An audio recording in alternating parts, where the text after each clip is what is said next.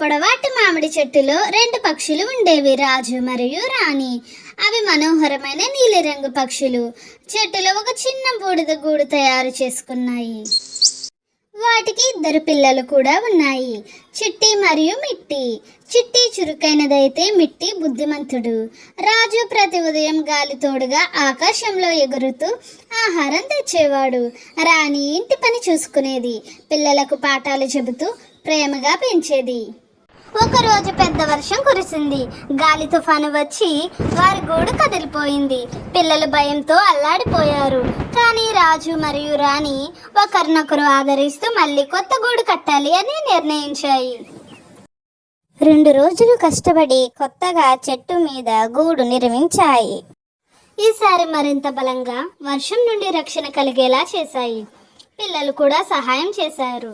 చిన్న గడ్డి తెచ్చి గూడు అలంకరించాయి.